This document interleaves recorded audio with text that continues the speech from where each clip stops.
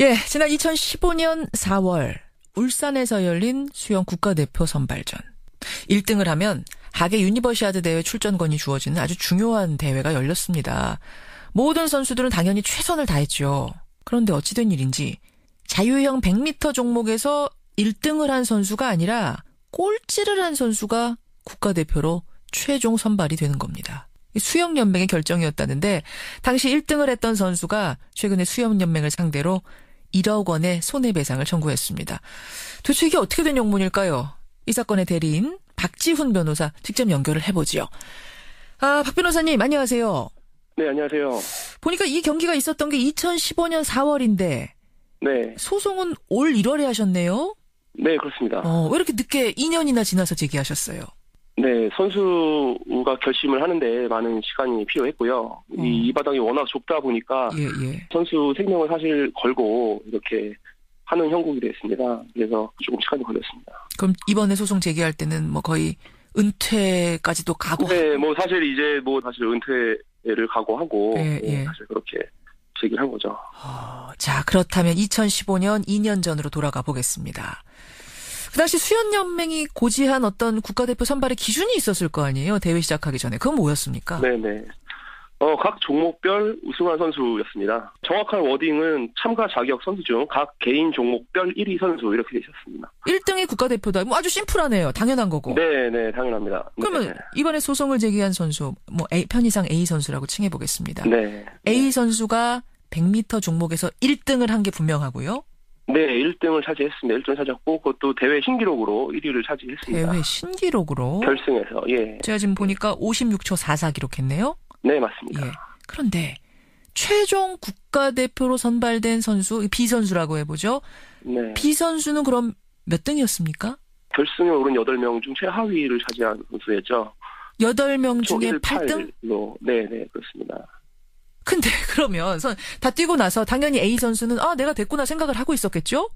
당연히 그렇겠죠. 예. 국가대표로 B가 선발됐다는 건 언제 알게 됐습니까? 그 한 달 후에 이제 그 선수가 이렇게 선발됐다라는 공문이 내려왔습니다. 예. 다른 종목에서는 전부 다 이제 1위인 선수가 선발이 됐는데 이 종목만 유독 8위를 한 선수가 선발이 된 거죠. 그럼 물어봤을 거 아닙니까? 수영연맹에다. 이게 어떻게 된 거냐? 내가 1등 했는데 왜 꼴등이 국가대표가 되느냐?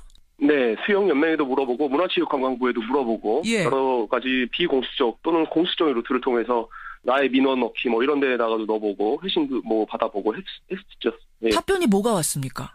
답변은 참 이상한 답변이 왔는데요. 일단 문화체육관광부 수영연맹은 전혀 공식적인 답변을 내놓지 않았고요. 수영연맹은 일단 답변이 아예 없었어요. 가타부타가 없었어요. 네. 공식적인 답변을 내놓지 않았습니다. 수영연맹은. 네. 그럼 비공식적으로는 있었습니까? 네, 비공식적으로 들리는 말은 좀 조심스럽긴 하지만 다른 B 선수가 다른 사설 수영학원 사설 그 이사가 운영하는 수영학원의 선수이기 때문에 데려갔다는 소문이 이제 무성하게 있었고 공식적인 답변은 일절 없었습니다. 납득할 만한 설명은 없었고요. 소문만 있을 뿐, 그러니까 공식적으로 이게 납득할 만하든 안 하든을 떠나서 아예 가타부타 설명이 없어요. 네. 여태 없습니까? 2년이 지났는데? 네, 없습니다. 그래서 문화체육관광부에 문의를 했던 거죠. 당시에 이제 그 선수 선발 그 공고문이 난 이후에 한 달 후에 이제 문화체육관광부에 문의를 했더니 문화체육관광부에서는 이렇게 답변을 했습니다. 공고된 선발 기준상의 각 개인 종목별 1위 선수라는 기준에 대해서 연맹은, 그러니까 수영연맹은 종목별 예선 및 결승 경기에서 가장 기록이 좋은 선수로 해석하고 대표를 선발한 것으로 확인하였습니다. 그 원래 기준이 그렇다는 거잖아요, 원래가. 네, 원래 그렇죠. 그리고 지금 아까 말씀드렸듯이 1위를 했죠. 가장 기록이 좋은 선수입니다. 그러니까 이게 지금 전혀 이해를 할 수가 없는 설명이 또 돌아온 거죠. 아니, 그렇게 기준으로 A 선수가 1등을 했는데 왜 1등이 나가지 못했습니까를 묻는 건데 답변이 그 기준입니다라고 엉뚱하게 동문서답이 온 거네요? 네, 그렇습니다. 황당하네요. 이거 어떻게 이해해야 됩니까? 사실은 저희가 인터뷰를 준비하면서 수영연맹 측의 입장을 꼭 한번 들어봐야 하기 때문에 여러 차례 전화를 넣었습니다만 수영연맹이나 그쪽 법정 대리인이나 연락을 넣었습니다만은 아직 답변을 듣지 못했습니다. 예, 저희도 듣지 못했습니다. 참 답답한 노릇인데 1등을 하고도 국가대표 선수가 되지 못한 A 선수 어떻게 지내고 있나요?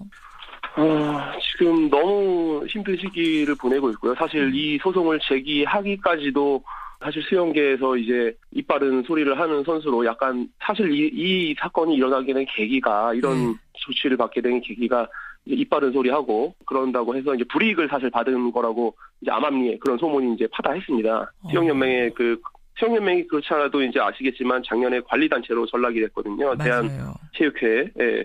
그 이전에 그거에 관련돼서 여러 가지 문제점, 간부들의 문제점을 한두 차례 지적을 했다가 그것이 이제 눈에 가시로 박혀서 그러한 불이익을 받았다라는 소문이 사실은 있었고요. 소송을 제기하기까지 그것 때문에 힘든 시간을 보내다가 소송을 제기한 이후에는 더 이제 수영계에서 가진 그 모욕과 협박과 감독 코치 내지는 수영연맹 간부로부터 받으면서 지금 사실 굉장히 고민을 지금 몇 번씩 이 소송을 제기한 이후에도 몇 번이나 이걸 이제 그만해야 되지 않겠느냐, 그만하고 싶다. 그 정도로. 도저히 자기가 견디기 너무 힘들다. 이런 이야기를 너무 많이 하고 있습니다. 아니, 소송 제기한 후에, 그것도 2년 후에 정말 어렵게 각오해서 한 소송인데, 소송 후에 무슨 압박이 들어온다는 건가요? 네가 그러고도 수영선수 생활할 수 있겠느냐, 쉽게 얘기하면 이런 거죠. 아니면 수영선수를 안 하더라도 나중에 수영 코치 하든, 감독을 하든, 수영으로 밥을 벌어먹고 살아야 될 텐데. 그걸로 네가 이 바닥에서 계속 버틸 수 있을 것 같아. 살아남을 수 있겠니? 너 이 바닥에서? 네, 그거죠. 수영연맹에서 온갖 자기하고 그동안 조금이라도 관련이 있던 사람들은 다 셀리프쇼를 통해서 연락이 들어오니까 압력을 넣으니까 지금 너무 한마디로 힘든 시기입니다. 참 이게 좀 들으면서도 믿기지가 않을 정도인데 어쨌든 지금 1심 재판부에서는 선수가 처음 제기한 손해배상 1억 원 지급하라, 수영연맹한테 지급하라 이렇게 조정 명령이 내려진 상태라면서요. 재판부가 이미 2번이나 이것도 말이 안 된다. 재판부가 보기에도 말이 안 되는 거니까 그냥 빨리 수영연맹이 지급을 하고 원고에게 사과를 하고 끝내라. 이런 식으로 2번이나 변론 외에서 이제 끝내려고 시도를 한 거죠. 했는데 왜 안 된 거죠? 그런 결정을 받아들이지 않았습니다. 수영연맹이? 2번이나 수영연맹이 이의를 제기해서 정식 변론 절차, 시간이 오래 걸리는 절차로 지금 옮아가게 된 겁니다. 그럼 그 법정에서 이야기를 하는 과정에서는 수영연맹이 뭐라고 답변을 했을 거 아닙니까? 왜 꼴찌를 1등 주게 됐는가? 이거 나온 거 없어요. 그것도 정말 납득할 수 없는 비슷한 이유입니다. 예선 기록을 감안을 했다는 이유입니다. 예선 기록은 좋았어요, B 선수가?